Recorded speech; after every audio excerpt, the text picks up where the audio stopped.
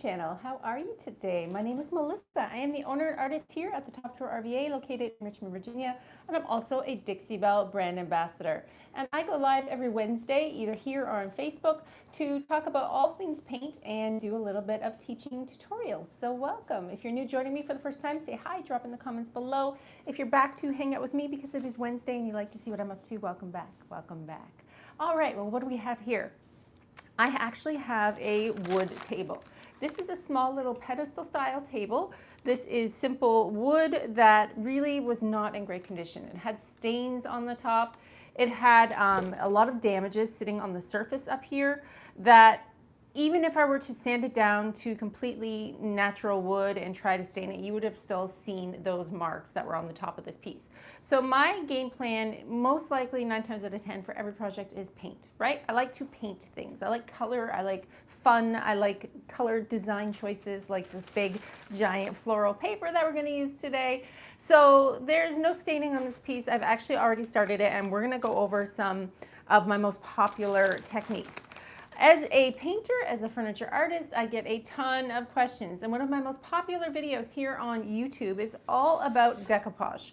Now, why I think it's most popular is because people really struggle. They have a hard time with decoupage. And I'm not gonna lie, I actually really used to struggle with it too. But I have some really great tips and techniques that we're gonna go over today on how to decoupage on top of a table the easy way that anybody can do. I promise. This is not hard. We can totally do this together. All right, let's jump in. So this little wood table, like I said, was not in great condition. It was stained on the top. Structurally, it's fine, but it was just not very cute. So I've actually come in and done one even coat of paint to the base of this piece. There's a lot of really fun detail in here. And after I add my second coat, I will be adding some gilding wax to really liven it up and give it some life because it's super detailed on the bottom.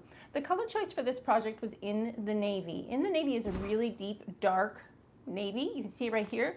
The products that I'm using today are all linked in the description. You can find these at dixiebellepaint.com. I have a ton of tutorials here on YouTube if you're ever looking for, a specific thing like gel stain or decoupage or furniture repairs or why I would use bonding boss, etc., etc. It's all here on YouTube. Make sure you like and follow, and you will get to see when I pop on here live every week. All right? So the base of this is painted in the navy chalk mineral paint. I'm still not done. I still have to do one more coat on the base. So for the top of this piece, since there was staining, I really wanted to make sure that I was going to protect my work. So, sometimes with old, that was lovely. Sometimes with old wood, you get some really weird bleed-through tannins on your paint, especially when you're doing decoupage because you're going to be using a water-based sealant to apply this paper. And it literally pulls the tannins out of the wood, and we do not like that. We don't want to have that happen. So I actually came in and prepped the top of this piece with Bonding Boss. Bonding Boss is my gripping primer for anything slick or shiny, or anything that might have possible bleed-through. On top of that Bonding Boss, I did one even coat of a nice light color called Ecru. It's very creamy. It's just going to give me a base for this paper. Now, why would I choose a light color versus a dark color? Like, why didn't I paint the whole entire thing navy? Well, let me tell you a little secret. When you're using paper that has light and dark values, like this one right here, what's going to happen is that your lightest value, so this yellow part of the rose, is what's going to stand out when I put this paper down onto the piece.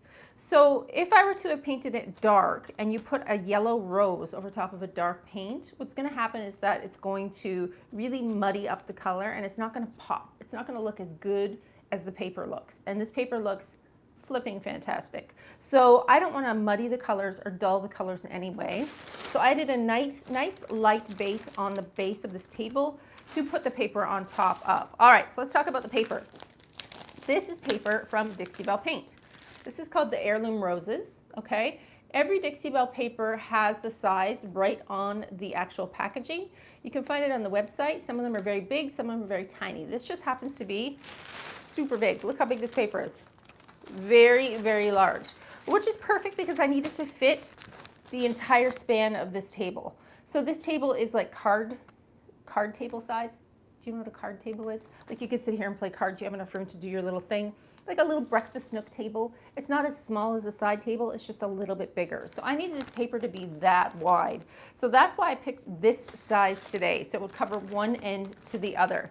Now also on top of this little paper label you're going to see up here, is the measurements and the name, obviously, and then the size of the paper. So this is rice paper. This is called Dixie Belle's rice paper. Can you see these little fibers here in the paper? See those little whiter bits on this paper? That makes it a little bit stronger. Like if you're going to try and rip it, it's a little bit more difficult. If you rip a corner, which I can because we're going to be cutting this, okay? So when you rip it, you're going to start to see these little fibers stick out of the edge. It makes it more cloth-like rather than like paper-like, if that makes sense. So how do I stick it on a table that looks like this? Because this table has like a really funky edge, right? This has a really scallopy edge. If I had to cut the paper to fit exactly this edge, I'm going to run into a problem. It's not going to fit, or I'm going to be a little off center. My math just wouldn't be mathing, right? So I'm going to show you the way that I apply the paper, the easy way today, and it's kind of a two-step process. So first step would be to come in, clean your project with white lightning, rinse with water.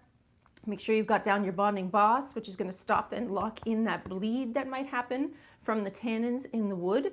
And then I added that one coat of ecru, which is a nice light color because these roses are a nice light shade, right? And I don't want it to muddy up the color.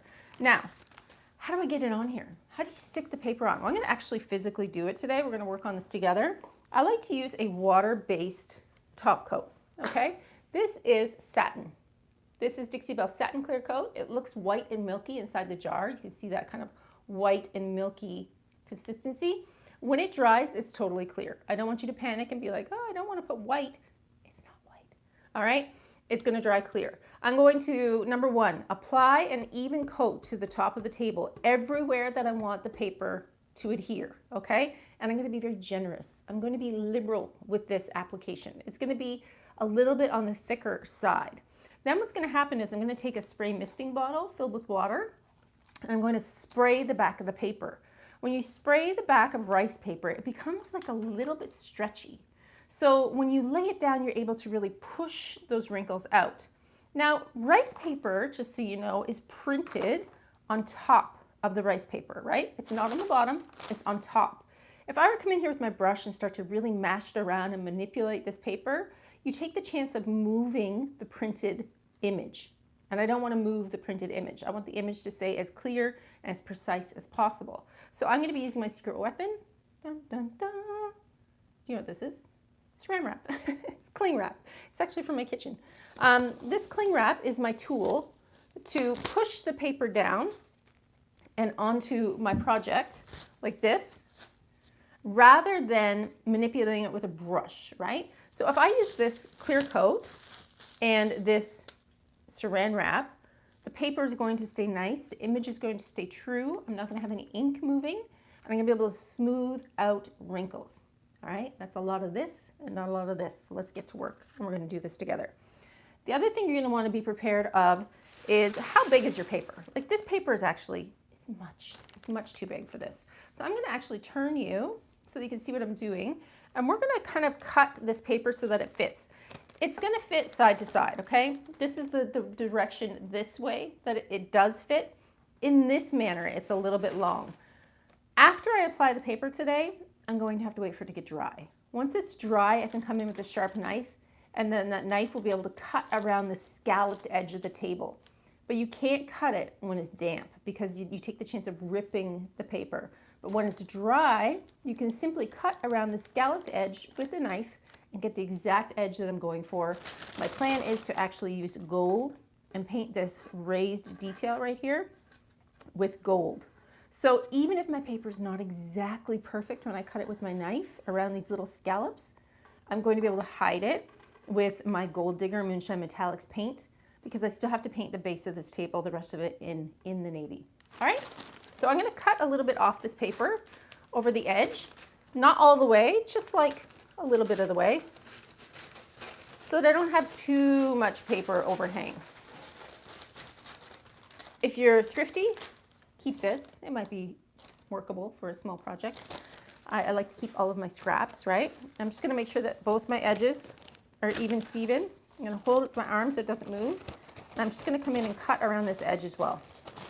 I'm overhanging this edge because remember, it does not matter. This paper is going to sit on top of this tabletop And then when it's dry, we're gonna cut the edge, all right? Let's make sure you can see the entire thing. And we're going to stick this paper onto my piece. So first things first, to take my paintbrush, which it doesn't matter what paintbrush you use for this because you're just putting a clear coat down. This is a natural fiber chip brush, very cheap, not expensive at all. I'm gonna grab my clear coat, which is satin finish, and I'm going to heavily apply it to the entire surface of this painted table, okay? Getting it into these little cracks too. Remember, it's clear, it looks milky, but when it dries, it's nice and clear. It doesn't matter if I go over the edge. It doesn't matter if it gets on something else. It's gonna dry clear. If anybody has any questions about what I'm doing today or wondering what the products are, I did link them in the description. Everything is from DixieBellePaint.com. And then after this video is finished, I will be saving it to my page with direct clickable links to the products that I'm using today. Okay, so now the entire surface of my table has clear coat on it. This is Dixie Belle's clear coat in satin. I'm going to put this on the floor. And I'm going to, before I lay my paper down, I'm going to spray the back of the paper, okay? Remember, spraying the back of the paper with my spray misting bottle filled with water, just gently. I mean, I'm not getting crazy in here. It's just making sure that this paper is going to get a little stretchy because do you see those big fold marks, those big fold lines? I don't want to see them when I lay the paper down, all right? Bring you in a little closer. I'm going to take this paper, knowing that I'm going to cut it, it doesn't have to be exactly perfect, and the amount of clear coat that I put on the table means that I have so much extra room to work with, right? I'm just going to lay it down from the middle. Okay, now this is what we're going to do. Remember my clear saran wrap? This is plastic wrap. I'm going to start in the middle. If you start in the middle, what's going to happen is you're able to start to smooth it and push out from the middle with no wrinkles. Gently. I'm not overworking my paper. And you can pick it up. Like there's a wrinkle right there that I don't like. I'm going to be able to gently move this paper and stretch it out. And I did not shut my door, so one of these dogs are going to come in here and make noise. Bear with them. My shop boxers. They like to get in all my business. See how gently I'm rubbing? So there's a lot of methods to do decoupage, right? Like you're not locked into doing it my way. It's just that this way for me is the easiest that there is. So by pushing and smoothing those wrinkles, I'm eliminating the fold lines and I'm pushing it right out to the edge. So now I can kind of give it a once over and go, okay, do I see any big wrinkles that I'm not happy with? I see one over here. I don't want that one, so I'm going to smooth it out. If you were to take your paintbrush and really mash this paper down, what's going to happen is that the image that's printed on top of the paper could possibly move, right? And I don't want that to happen. I want this to be as smooth as possible. I don't want the image to move. So I'm going to take my paper and I'm just going to now gently trace this interior edge with my saran wrap to push it up against the edge.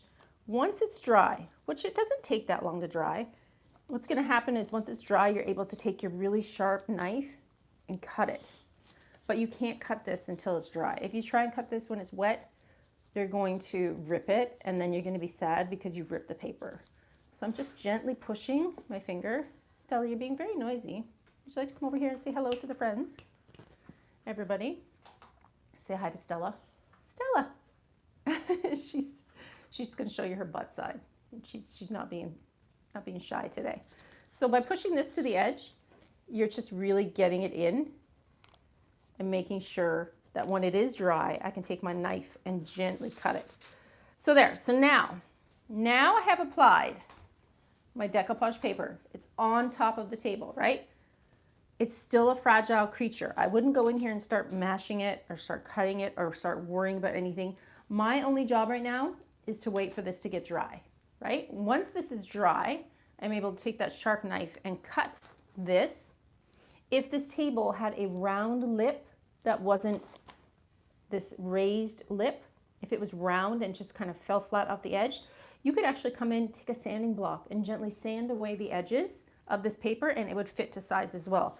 But since this paper is going on a table that has a scalloped edge, I'm just going to leave it, let it get dry, and then after it's dry, cut my edge.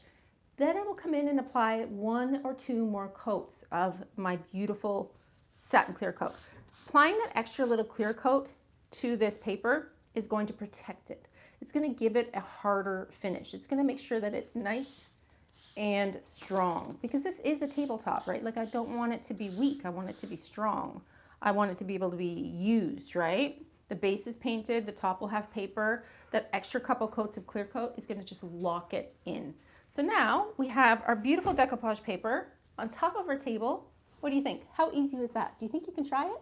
This is my hack using plastic wrap. Simple kitchen saran wrap is the thing that's going to help you smooth those wrinkles out without ripping your paper, without moving your paper. The other thing I want you to remember is that paper itself is going to be a little bit darker when this is still wet. It's going to dry and it's going to lighten up some. It's going to go back to the same colors that the paper looked like when it's dry, because they have a nice light color underneath. So what do you think? Pretty cute, right? Pretty easy, easy peasy. If you're interested in shopping any of these products, I did put the link in the description so that you can go over to Dixie Belle Paint and check them out. After the video is done, I will link all of the products used so that you can also shop. But this is called Heirloom Roses. This is an A1 rice decoupage paper, and this is 23.4 inches by 33 inches. So it's, again, pretty big. You could cover like the whole front of a dresser, the whole top of a table. I think it's going to be super cute, and I love a floral vibe, especially like feeling like I'm already thinking past Christmas. I'm already thinking to spring, and I love a floral vibe. So that is it for me, friends. I hope that you enjoyed yourself today hanging out, learning a little bit about Dixie Belle Paint. Meet my other puppy. Hi, Luna. You're going to come in here and say hello to the friends. I will try and be live every Wednesday here around 3 p.m. If you can't find me here live at 3 p.m., you can find me over on Facebook, but don't worry, it's always saved to my page at the top drawer here on YouTube. Make sure to hit like and subscribe, and you too can learn how to take your furniture from brown and boring to super fancy. Right, Luna? I will see you guys next week, and stay tuned. This table will be finished in a couple days. Bye-bye.